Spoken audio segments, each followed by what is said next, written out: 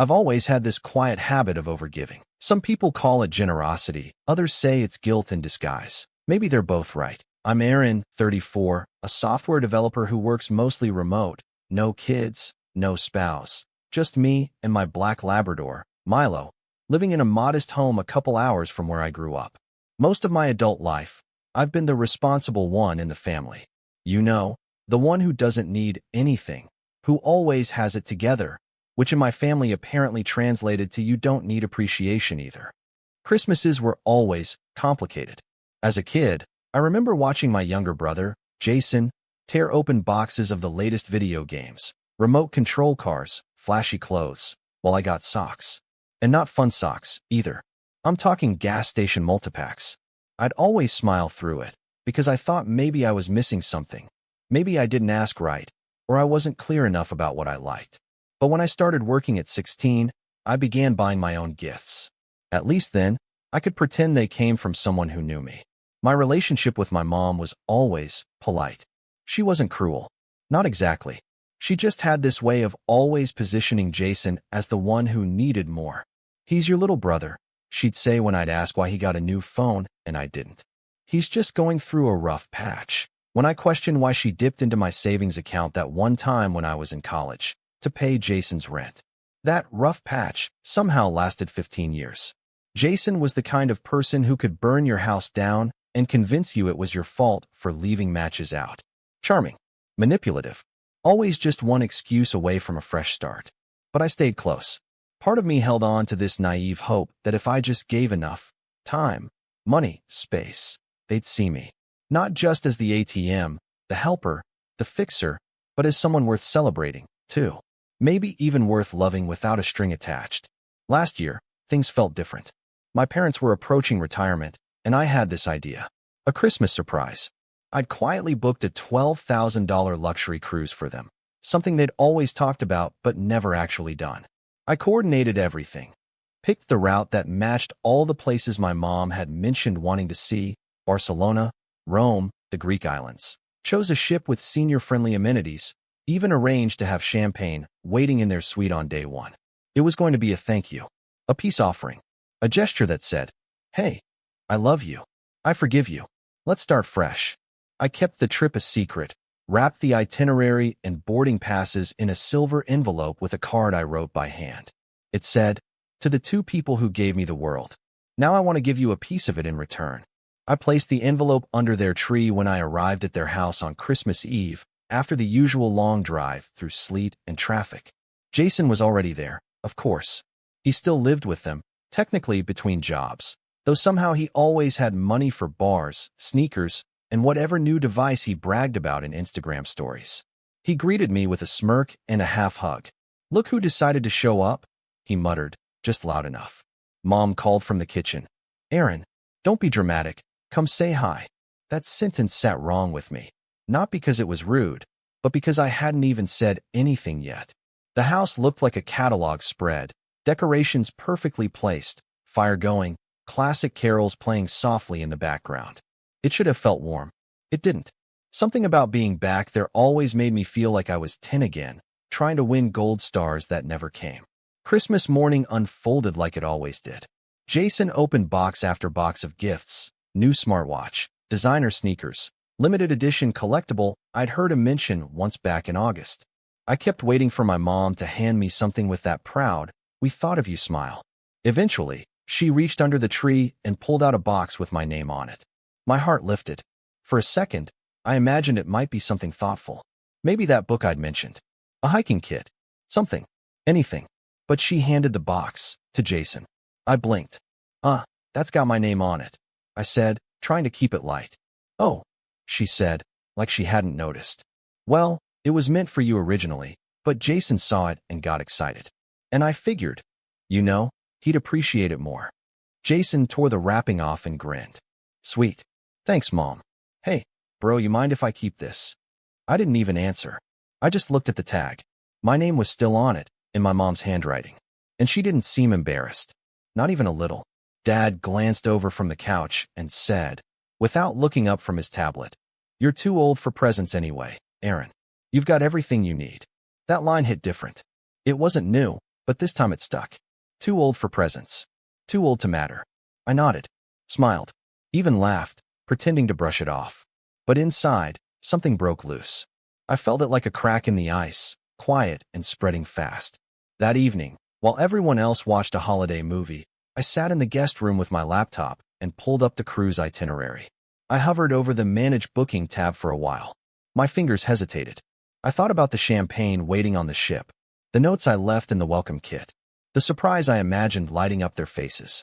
Then I clicked, Cancel Trip. The confirmation page popped up. I didn't blink. I didn't even feel angry. Just done. An hour later, their email notification pinged on the shared family tablet sitting on the coffee table. I didn't point it out. Jason glanced at it. Hey, Mom, looks like your cruise got canceled. My mom squinted, confused. What? What cruise? Jason scrolled through the message, reading aloud. Booking reference. Aaron Jackson, luxury Mediterranean cruise package. He stopped, looked at me. Oh, I said casually, not looking up from my phone. Yeah, I'd booked it for you guys. But, you're right. I'm too old for presents. The room went completely silent. And that was just the beginning. I didn't drive home that night. I stayed the full length of the visit, even helped clean up wrapping paper and do dishes, because that's what I always did. Play the part of the dependable son, the grown-up in a room full of children wearing adult clothes. But inside, something in me had shifted. It wasn't rage. It wasn't sadness. It was emptiness. A kind of hollow clarity that whispered, this is who they are. This is who they've always been. And I think that's what scared me most. Not that they had crossed a line, but that there was never a line to begin with.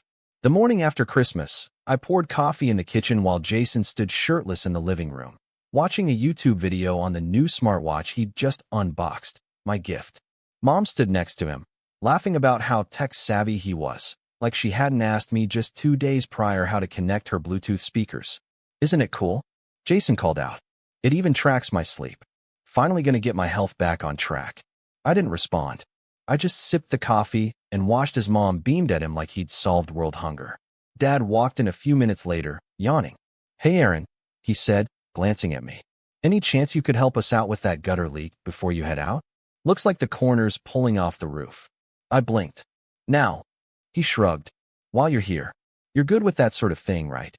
Sure, I said, swallowing the heat rising in my throat. I'll grab a ladder. And I did it. In the cold. Alone. Jason never stepped outside. Mom never brought out gloves or even peeked to say thank you. And when I finished, numb-fingered and soaked, I came back inside to find them finishing the leftover cinnamon rolls I had brought. The ones Mom had told me to just leave in the kitchen because they were too sweet for her. That's when I knew I was done trying. I drove back home that afternoon. The 2-hour ride was dead quiet except for Milo's occasional snore from the passenger seat. I stared out at the winter trees blurring past, thinking about how much time I'd spent trying to win approval from people who treated my bare minimum existence as excess. 3 days later, I got a text from Mom. Mom, did you really cancel the cruise? That was going to be our retirement celebration. I can't believe you'd be so spiteful. No apology. No question. Just blame. I didn't reply. The next message came a few minutes later, this time from Jason. Jason, real mature, bro. You cancel a trip for them because of a stupid gift? Grow up. That one did sting. Not because I cared what Jason thought, but because it confirmed something I already knew. They'd told him everything. The cruise had become a talking point. Another thing to use against me. By New Year's Eve, I thought I was ready to let it go. I told myself, Aaron, just move on. Don't give them another inch of your peace. But then came the video. At 11:38 p.m., I got a family group chat notification. And white toast. I hesitated before tapping, but curiosity won. It was a 45-second video. Jason had his arm around Mom as she held a glass of champagne. Dad sat in the background, glass in hand. They were laughing, clinking glasses, cheering to family and fresh starts. Then Jason raised his glass. To the real MVP of the family, Mom. The woman who raised me right and always had my back. And to Dad, who never gave up on me even when I didn't deserve it. Cheers. Claps. Then a pause. Jason grinned at the camera. And shout out to my big bro for reminding us what not to do with money. Laughter. Loud. Seriously though, love you, man. He added as an afterthought, clearly not meaning it. My chest went tight. I stared at the screen until the video looped again. There was no mention of me. No toast. No thank you. No, we miss you tonight. Just that one mocking line, buried in false cheer. And I realized something. My family didn't just take me for granted. They saw me as disposable. I closed the group chat, blocked it, then sat in the dark with Milo at my feet, watching the fireworks pop silently outside my window.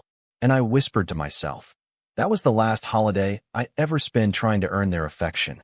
But I didn't know the worst part was still coming. 2 weeks into January, I got a call from my cousin Rachel. We weren't close, but we'd catch up on holidays, send memes occasionally. She worked in finance, had always been the neutral party at family events. Hey, Aaron, she said cautiously. Quick question. Are you giving your parents money again? I frowned. No. What? There was a pause. Because your mom told Aunt Jen that you offered to cover the property taxes on their house this year. Like, $3,000. She said you felt guilty about the cruise thing, and this was your way of making up for it. I sat down. That's not true. At all. Yeah, I figured.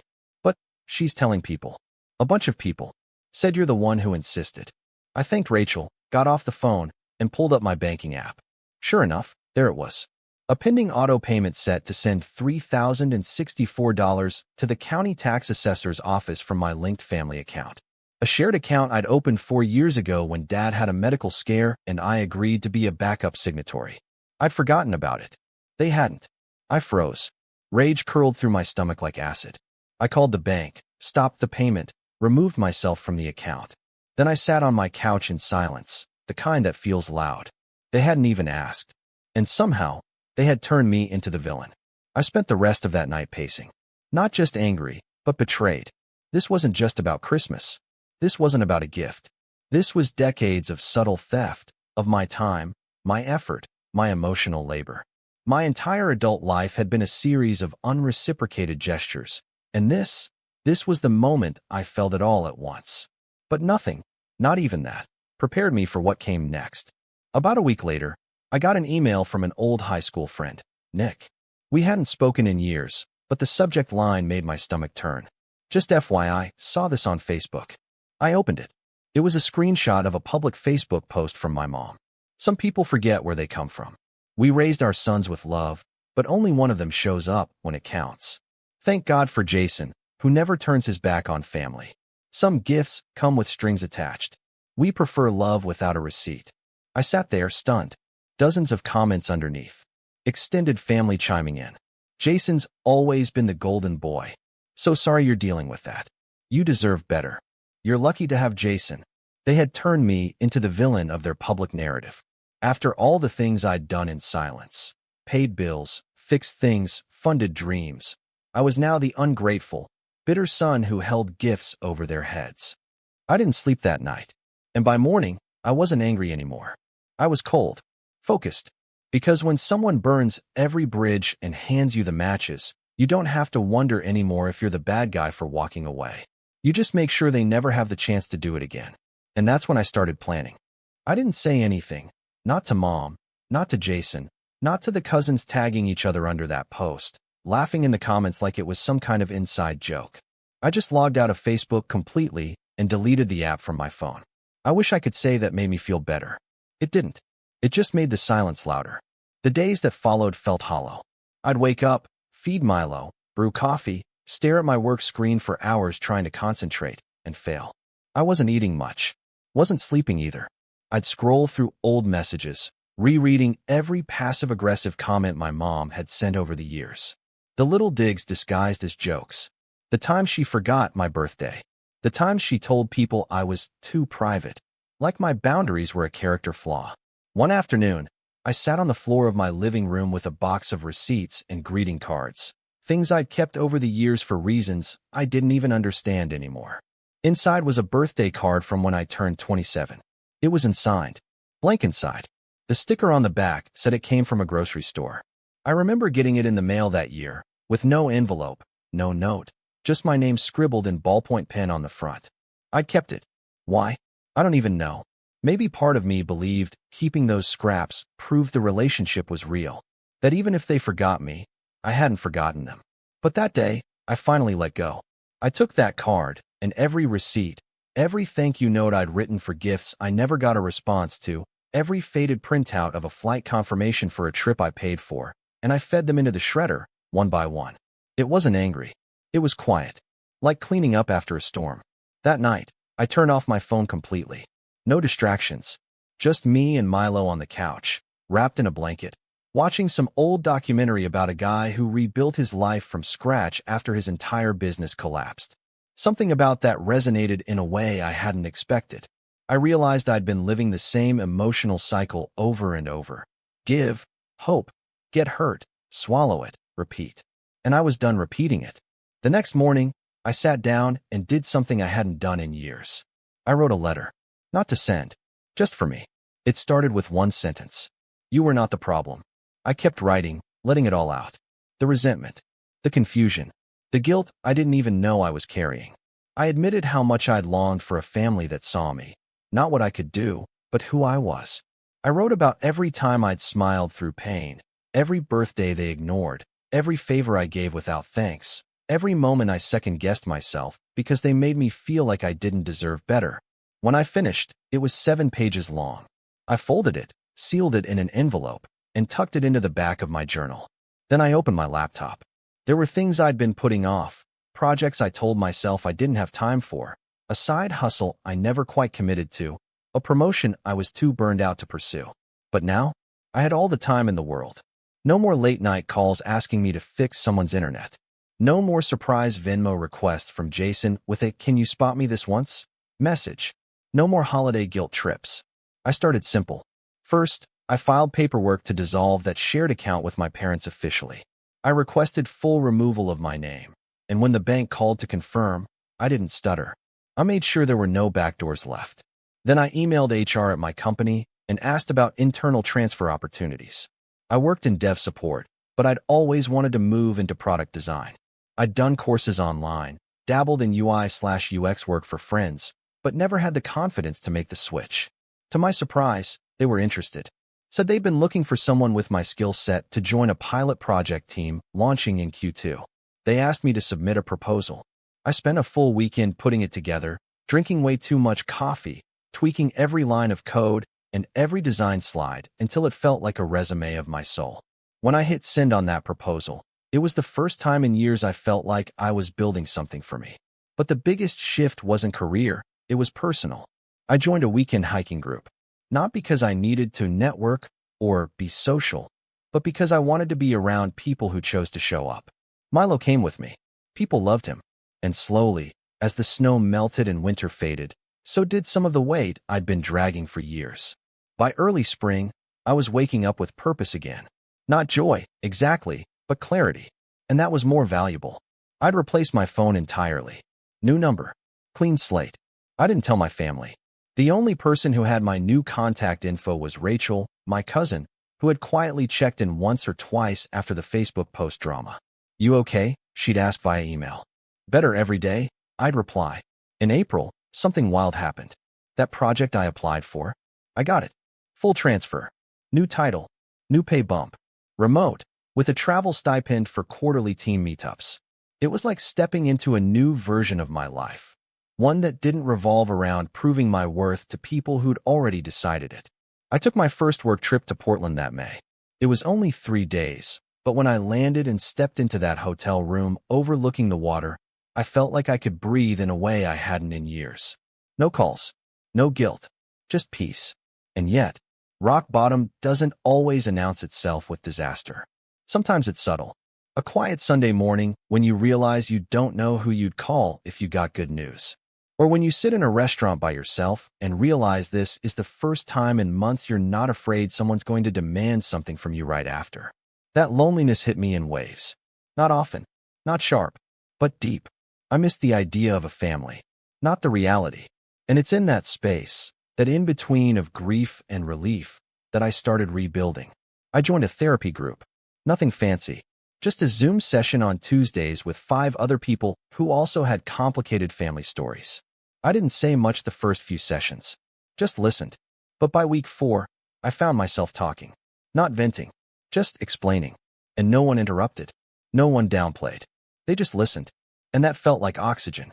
Then came something I didn't expect. One night, after a session, I opened my email to find a message from an unknown sender. Subject line: closure. It was from my dad. The body of the email was short. Aaron, your mother is upset that you've cut contact. Jason's not happy either. I don't know what's going on, but I'd like to talk. We're family. That should mean something. Let us know when you're ready to be reasonable. Dad. I stared at the message for a long time. No apology. No questions. Just another command. Be reasonable. It was like being pulled back into a bad dream. Like all the progress I'd made suddenly didn't matter. But here's the thing. That email didn't crush me. It confirmed what I already knew. That their version of family had always been conditional. That they didn't want to understand. They wanted compliance. Silence. A return to the old script. So I didn't reply. Instead, I opened my journal. Pulled out that old letter. Read it again. And then I wrote a new one. This time it said, "You've already climbed out. Don't look back." But just as I started to feel whole again, just as I began to accept peace over approval, something else landed in my lap. A warning. A message I wasn't supposed to see. A revelation that would take everything I'd quietly endured and set the stage for something much bigger. It started with a name I didn't recognize. I was doing some routine cleanup on one of my older email accounts, the one I used years ago when I first started freelancing. It was mostly junk now. Expired job listings, newsletters I never unsubscribed from, old software promo codes. But as I scrolled past another spammy subject line, one message caught my eye. Subject: payment confirmation for Jason Underwood. My brother's full name. The sender? A company I'd never heard of, Westbridge Financial Solutions. I opened the email. Hello, Aaron Jackson. This is a confirmation that your payment of $874.52 for client Jason Underwood has been processed successfully through your linked business card ending in 2091. If this charge was made in error or you wish to dispute the transaction, please contact our billing department. I froze. That was my old card. A card I hadn't used in over a year. One I'd kept linked to a now-defunct business PayPal account I hadn't thought about since I left the freelance world. I clicked through to the merchant site and found more transactions. Small amounts at first. A few $40 here, $100 there. But over time, they added up. Thousands of dollars. And every single one was tied to my brother's name. I started digging. Pulled the account statement history. Searched my cloud storage. And that's when the pattern emerged. Jason had been using my old business account to fund personal expenses, monthly subscriptions, pay later financing, even a few direct purchases from luxury retailers. He must have kept the login from years ago when I briefly let him borrow my card to rent some camera gear. That was supposed to be a one-time favor. He had promised to delete the info. He never did. But it wasn't just about the money. Some of the transactions were listed as client reimbursements.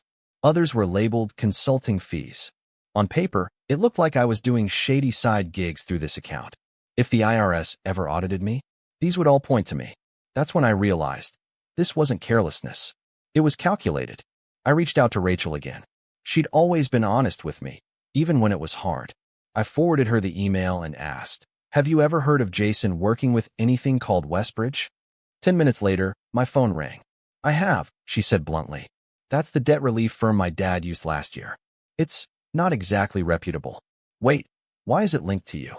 I told her everything. There was a long silence. Then she said, "Aaron, you need to check your credit report. Right now." So I did. And there it was. A new credit card opened in my name 6 months ago. Balance for $1,918. Min payment overdue. Another personal loan, also in my name, opened 8 months ago. Status: delinquent. I felt sick. I'd spent years playing the good son, the helpful brother, the silent provider. And Jason had used my name, my identity, and my past generosity as a launchpad for fraud. And the worst part? I don't think my parents were clueless. I remembered the property tax incident, the cruise cancellation, the way Mom posted publicly that I was holding money over their heads. Suddenly, it all clicked into place. They weren't just enabling him. They were protecting him. Because if the truth came out, the golden child's halo would crack, and the house of cards they'd built around him would come tumbling down. So I did what I should have done years ago. I got a lawyer. His name was Peter Ellsworth, mid-40s, blunt as a hammer. No nonsense. He looked through the documents I gave him, screenshots, emails, credit pulls, and nodded slowly. Your brother committed identity theft, he said plainly. Multiple counts. Your parents may be complicit if they knew or benefited. I asked him what my options were. You can press charges, he said. But if you want to play it smart, you don't go in guns blazing. You build your case. Quietly. Let him dig his own grave. Then drop everything when the timing is perfect. I nodded. I don't want money, I said. I want truth. And I want them to feel everything they made me feel. Peter smiled. Then we do this the right way. And so began the setup. We started by securing my financials. Froze all credit activity. Changed every password. Filed fraud alerts. Peter contacted the credit bureaus and flagged the 2 illegal accounts. Within a few weeks, we had documentation proving I'd never authorized those lines of credit. Then we contacted Westbridge Financial, the shady firm Jason was using. They weren't helpful, at first, but Peter knew how to apply pressure. A formal letter went out, demanding full records tied to any account associated with my name. They stalled. He pushed harder. When they realized I had legal backing, the documents arrived. It was all there. Jason had used my identity to co-sign on 2 loans and signed off with a scribbled digital signature. The address he used? My old apartment. The email? A Gmail account that looked almost like mine, except for one swapped letter. The kicker? One of the forms had a photo of his driver's license uploaded alongside my name. We'd nailed him, but I didn't want to confront him yet. Not directly. Not with a lawsuit or police report. I wanted this to be slow. Painful. I wanted him to sweat. Peter suggested a private investigator to get more background. I wasn't sure at first, but curiosity got the better of me. And what we found, it made my blood run cold. Jason was using my credentials to land contract gigs. Someone had hired him, thinking he was me. It was some small startup. He built them a cheap app, stole parts of the code from open source projects, and then ghosted them after getting paid up front. When they tried to contact Aaron Jackson, the email bounced. They never got their product, never got their money back. I tracked down the founder on LinkedIn, reached out gently, and explained that I was the real Aaron Jackson and that my identity had been compromised. They were furious. Not at me, at him. They offered to send every document, every email, every screenshot. I took it all. The puzzle pieces were coming together. But I needed one more thing before I could act. A pattern. I searched old files, credit cards, shared Amazon accounts, Venmo logs, even old Dropbox folders. And that's when I found it. An invoice. From 5 years ago. A camera rental charge to my name, one I never used. Jason had picked it up, returned it late, left my info as the primary renter. The company charged me $450 in damages. I'd paid it, back then, without thinking. Just assumed it was a mistake. It wasn't. It was the first time he'd tested how far he could go, and I had let it slide. Not anymore. Peter helped me draft a full report, a timeline of fraud, identity theft, impersonation, and financial abuse. We included every receipt, every email, every forged signature. Then I did something that made my hands shake. I sent a letter to my parents. Not an angry one, not even emotional, just factual, legal, precise. It said, "This is a formal notice regarding multiple fraudulent activities tied to Jason Underwood, including identity theft and unauthorized use of my financial accounts. I am aware of your involvement in certain transactions, including public statements that may qualify as defamation. I have refrained from pressing charges at this time. However, I have retained legal counsel and am prepared to pursue full civil and criminal action should further contact or financial activity occur without my consent. This is not a threat. It is a boundary. No signature. Just my initials. Sent via certified mail." I waited. No response. 3 days later, Jason called from an unknown number. I didn't answer. He left a voicemail. "Dude, what the hell are you doing? You're going to ruin everything. Just call me back. Please. We can talk about this. You don't have to burn the whole house down." But that was the problem. The house was already ash. I was just building something new in its place. And I had one last move left before the match was lit. I didn't reply to Jason's voicemail. Didn't text. Didn't email. Didn't give him the satisfaction of knowing whether I'd heard it at all. That's what he hated most. Not the anger, not even the threat of consequences, but silence. Jason thrived on chaos, attention, and manipulation. When I cut off the oxygen supply, he started to unravel. 2 weeks passed. Then 3. No word from my parents. No new charges on my accounts. No attempts to reach me through mutual friends. Just quiet. But that was the deceptive calm before the storm. Because one morning in early July, Peter called me with news. They tried to refinance the house, he said. I blinked. What? Your parents? We had a monitor in place. You asked us to track for any financial activity that might involve your name. The bank flagged the application because they tried to list you as a co-signer. Again, I didn't even know what to say. Peter continued. They must have assumed the freeze had lifted. Or maybe they were testing to see if they could sneak you onto something without alerting the system. I clenched my jaw. So they still think I'm a resource. Even now. They don't think, he said bluntly. They survive. And you were their lifeline. Until you weren't. It was the final straw. Not the cruise. Not the stolen money. Not the Facebook smear campaign or the fake consulting jobs. This quiet, slimy attempt to use my name again. Months after I'd gone no contact, after legal threats, after cold silence. It told me one thing with crystal clarity. They hadn't learned a thing. So I made the call. Let's do it, I told Peter. File everything. Every charge. Every report. If they wanted war, they just got it. And we did. First came the legal filings. Peter submitted the complete fraud packet to the local police department in my hometown, citing identity theft, unauthorized financial activity, and impersonation. Since the crimes crossed state lines, some of the credit transactions were linked to out-of-state merchants. We also filed with the FTC and the state attorney general. Then we looped in the IRS. Peter helped me write a statement detailing the fraudulent 1099 income from Jason's fake freelance jobs under my name. The IRS took that very seriously, because now they weren't just defrauding me, they were messing with federal tax records. An audit was opened into Jason's activity under my identity. A real one. Next came the fraud alerts and blacklistings. Rachel, who'd become a quiet ally behind the scenes, helped me contact a few companies she had connections with. One of them was a client Jason had tried to pitch recently, using my background and work samples. She sent me the pitch deck. It was my resume, my projects, my code. I contacted the company directly and explained everything. Not only were they horrified, but they immediately flagged Jason in their internal system and shared the information with 2 other firms in their partner network. Jason's name was now on a do not contract list shared between a circle of startups and fintech companies. He didn't know it yet, but the doors were closing. Then came the financial dominoes. When the IRS probe began, Jason's accounts were frozen for review. His last-minute tax filings didn't match the digital records from his consulting gigs because they weren't his. The audit flagged him.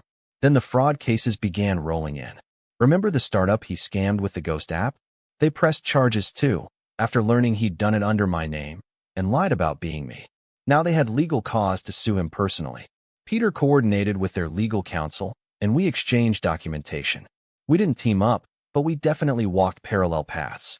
Jason was served 2 civil complaints and 1 criminal subpoena within a span of 10 days. Then I sent one final message. Not to Jason, not to my parents, to everyone. I logged into my old Facebook account, reset the password, reactivated the profile, and made one single post. It was simple. For those wondering why I've been silent, my brother has stolen thousands of dollars, opened accounts in my name, and impersonated me to commit fraud across multiple states. My parents knew. They helped cover for him. Legal action is underway. I'm no longer the family scapegoat. I'm just done. I didn't allow comments. Just reactions. And they came fast. Thumbs up. Shocked faces. Private messages. A few extended family members even called me, apologizing for believing my mom's version of the cruise story, for laughing at Jason's New Year's toast, for staying silent when they should have spoken up. Some of them sent screenshots of group chats I wasn't in. Chats where Jason had bragged about finessing a few things in his life, where mom had defended him with lines like, "Aaron's just sensitive," or "he owes us," after everything we did for him growing up. I saved every screenshot. Then I blocked them all, because I didn't need closure from people who only believed me once the ship was sinking. Then came the collapse. Jason lost his car. The repo happened late one night in August. Someone filmed it and uploaded the video to a local neighborhood group.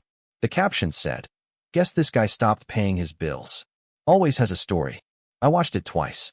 Never cracked a smile. Mom called me 2 days later from a new number I didn't recognize. I let it go to voicemail. Her message? Aaron, this has gone too far. Jason's made mistakes, but you don't need to destroy his life over it. We're family.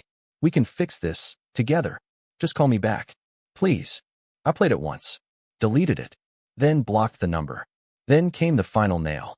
Peter forwarded me a message in September, an update from the county court. The fraud investigation had resulted in charges being formally filed. Jason was being summoned to appear in court for 2 counts of identity theft, 1 count of financial impersonation, 1 count of falsifying legal documents. Civil penalties tied to misrepresentation and damages. He wasn't going to jail. Not yet. But the fines were brutal. The restitution order would gut him financially, and the record would follow him for years. That's when the house went up for sale. My parents didn't announce it, but I saw the Zillow listing pop up, shared by a local agent I followed back when I lived there. The description said, "Charming family home in need of minor repairs. Motivated sellers." Translation? They were desperate. Jason had drained them. I wasn't bailing them out this time. And with his name dragged through public records, no one was going to hire him anytime soon. The golden child had tarnished, and they had no one left to blame. I didn't celebrate, didn't pop champagne or post memes or throw a party. I just woke up one morning in October, poured a cup of coffee, took Milo for a walk, and realized. I felt light, lighter than I had in years. No bitterness, no guilt, just peace. I'd spent my entire adult life trying to be the glue that held my family together. But some things aren't meant to be fixed. Some things are meant to fall apart, so you can build something better. And I had. That evening, I sat on my porch, sun dipping below the trees, laptop open in my lap. I pulled up an old photo of my parents, Jason, and me, taken during a rare happy moment at some long-forgotten family barbecue. I studied their faces. Then I clicked delete. No fanfare. No ceremony. Just freedom. And as Milo curled up beside me and the last of the light faded, I closed my laptop, leaned back in my chair, and let the quiet settle in like a warm blanket. Not the silence of being ignored, but the silence of being free.